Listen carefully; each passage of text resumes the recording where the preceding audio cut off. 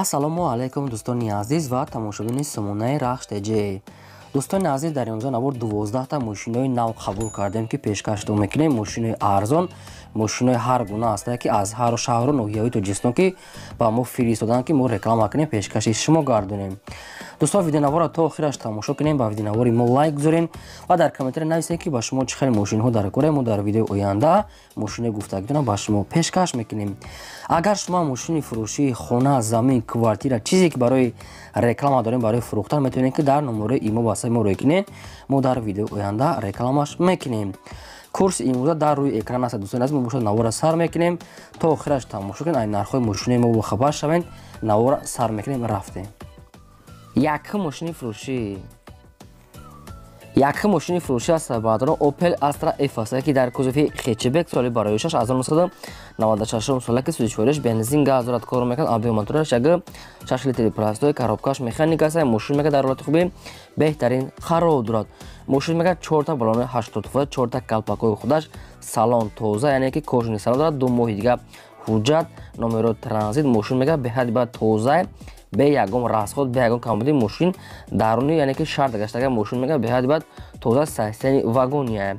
хай дӯстон аз бухту ани хидам мегирен. мошин дар шаҳри Душанбе ки нархаш 29500 сомония ки нашуд арзон кардан. ягон чи гуфтаги нест аз соҳибшон. ба кадоми шумо гарам хел Opel хачебек лозим бошад ки маъқул карда бошен, дар рақамҳои поёмданашон занг занед, дига маълумоти пурраша гирем. фақат одамони харидор мегӯяд занг занед, дига маълумотша ба шумо мефаҳмидам барадорон.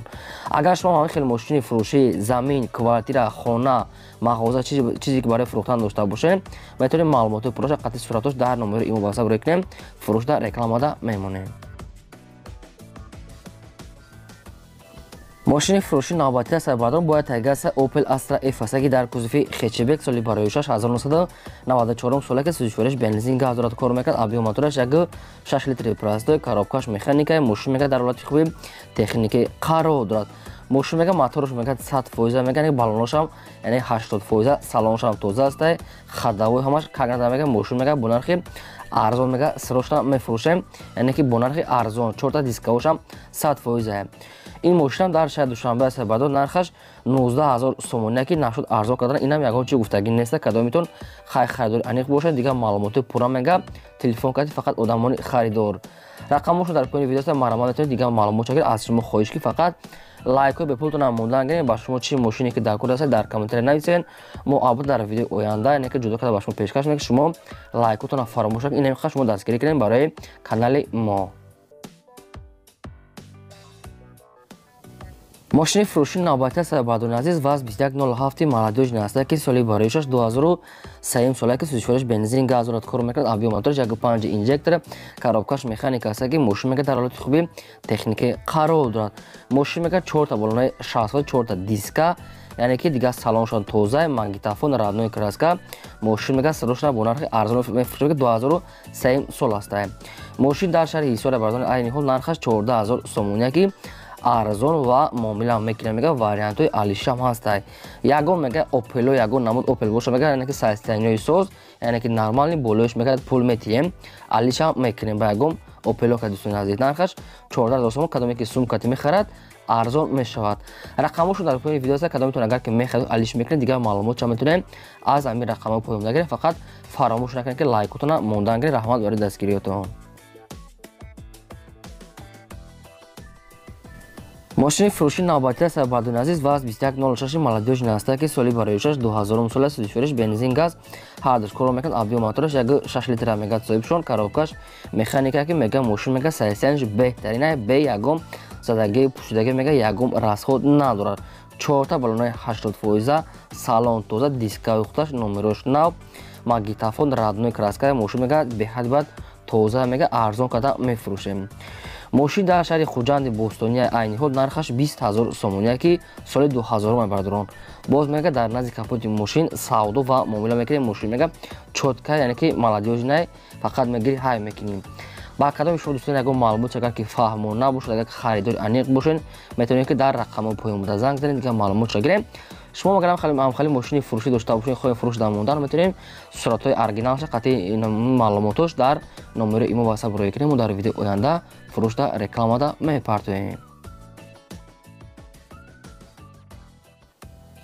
ماشین فروشی نوبتی است برای دایو تیکواسا که خیلی شما در کامنتر خوش میکردن سالی برایشش 1997 ساله که سوزش میکرد بنزینی خولی گاز دارد آبی موتورش یک دلیتری پلاستیک اکونومی کم مصرف коробкаш механика ماشین میگه در حالت خوبی تکنیکی قرار دارد ماشین میگه رادنوی کراسکا هم خیلی میگه سیستمش خوب است ماگنیتوفون سالن توسا بالونش میگه نرمالی میونه یعنی که دیسکای خودش ماشین میگه 100% به یگان کمبودی خیلی بو انی قدم میگیرین ماشین در نوع کنی بوده ما عین حال نرخش 10500 сомония که سودا معاملش هم در نزدیک همین کاپوتی ماشین میکنه میگه سروشنم راسیا میره کجا میره میگه سوم در کنه دوستان یعنی که دایو تیکو 10500 сомонӣ 97 سال کدام تو که معقول کداگی باشین مرامت رقمش موندگی است رفته ببینیم یکی زنگ زنیم دیگه معلومات پروشه از رقم پایومدگی مرحمت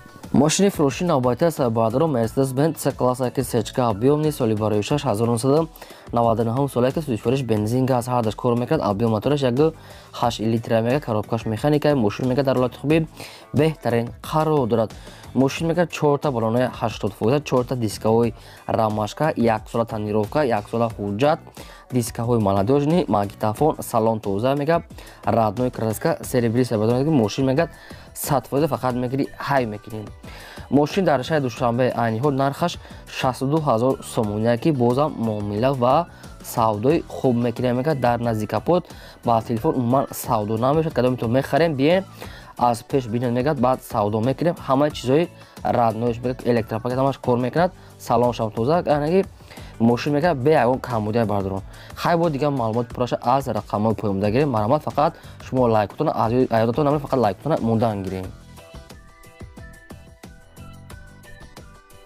ماشین فروشی نوبتی است بعدون دایو نکسیا که سالی برایشش 1995 سال میگه صاحبشون آبی موتورش یک 6 لیتری پلاستیک коробкаш مکانیکی سوزشورش میگه بنزین گاز هردش کار میکنن ماشین میگه در حالت خوب تکنیکی قرار دارد میگه ماشین میگه نو یعنی که موتور کده میگه 4 تا بالونش میگه بالون میونه میگه 100% خداوی هم دارد یعنی که نرخش میگه ارزونه دوستان عزیز نمیدونم که نکسی میسو یا که کارزکیا یا که ازبکی نگفتم برای که به حد بعد ارزون است ماشین در دوشنبه نرخش میگه 7500 сомония که باز میگه همیرم کم تریگه معامله میکنه میگه در نزدیک کاپوت ماشین سروش میگه سوم در کنه با کدام شما کم نکسی ارزون هم خیلی در کوش رقمشون در پایین ویدیو مونده است میتونید که در همین رقمشون زنگ بزنید بیشتر معلومات بگیرید عقبش کم تر خیلی کارم داشته دوستان از خیلی دیگه دستاتش کم تر عقبش کار داشته خیلی بین خود اگر که معقول باشه رقمشو در رقمشون هست میتونید که دیگه معلومات بگیرید فقط شما لایکتون فراموش نکنید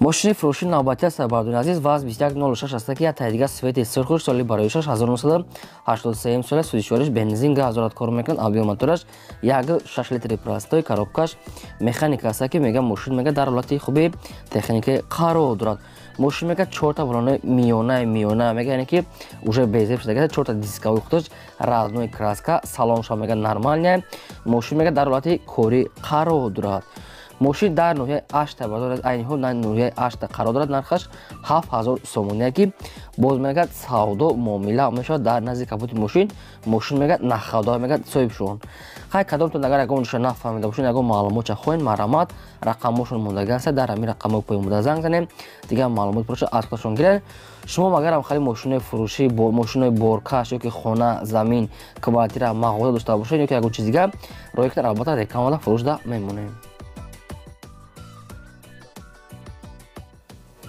ماشین فروشی نوبتی است بعدون عزیز مرسدس بنز س کلاس که سچکا بیومنی سالی برایشش 1998 سال سوزشورش بنزینی خولی میگه صاحبشون آبی موتورش 2.4 لیتر است коробкаш مکانیکی که ماشین میگه در حالت خوبی بهترین قرار دارد ماشین میگه 4 تا دیسکای рамашка 4 تا بالونای 90%، 1 سال حجت، кондиционер، الکتروپاکت ماشین 100% تازه های خیلی یگون جایی که با شما فهمو که نباشد میتونید که در رقمشون زنگ زده با انی خداگیره ماشین میگه تازه های رادنوی краска ماشین چه молодежь نه فقط میگی های میکنین ماشین در شهر دوشنبه عین حال نرخش 65000 сомония که باز میگه سودا معامله برادری در نزدیک کاپوت ماشین میکنیم دوستان کدامتون اگر خریداری انیق باشید مرامت رقمشون موندگی است میتونید که پورا معلوماتش از همین رقمو زنگ زده گیریم аз шумо хоҳишам ин ки фақат лайкотонро мондан гиред, фаромӯш накунед ки дастгирии шумо фақат барои мо мондан лайк ай. Нами видеоро пауза кардам, як дона лайктона мондан гирем,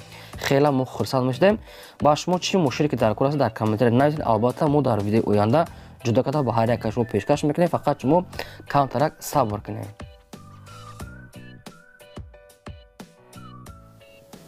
ماشین فروشی نوبتی است بردون از اوپل وکتور است که سالی برای 1993 سالی که سوزشورش بنزین گاز میگه هر دش کار میکنه آبی موتورش یک 6 لیتری پلاستیک کاروکاش مکانیکای ماشین میگه در حالتی خوب تکنیکی قرار دارد که کم ترک همی کاپوت بیرونش قطعی همی جوش کار داشته خیلی با آنی خدا میگیریم.